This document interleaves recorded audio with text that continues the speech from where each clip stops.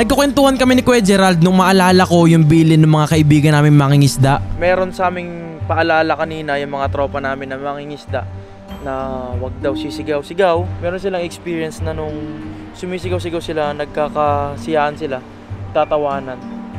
Biglang sumabog yung kalan nila at that time. Since then, natutunan nila na ito kasi syempre wala namang madalas na tao dito eh. Talagang since then, talagang nature lang talaga. Kung tayo, nakatira tayo sa mga bayan-bayan, dito sa mga gantong nature, may mga nakatira din na hindi natin nakikita. And we have to respect them. Pagtapos ng kwentuhan, nagkayayaan ng magpahinga. Pero pahiga pa lang si Kuya, meron daw siyang nakitang kung ano sa batuhan. Kumira ka Kuya, natakot ako sa sinabi mo. Hindi na may nakita ko pa yun sa bato. Ano no?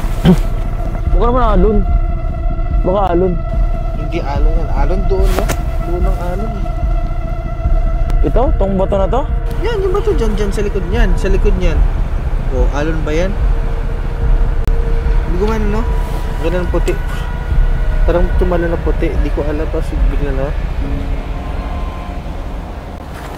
Hindi alon yan. Ano po yung alon doon, no? Malaking puti. Gumano, no? Swear to God? Ano? Swear to God? Mamatay man ako. Mamatay yung pamilya ko. May nakita nga ako. Gumanon. Kaya sabi ko, tinitingnan ko kanina.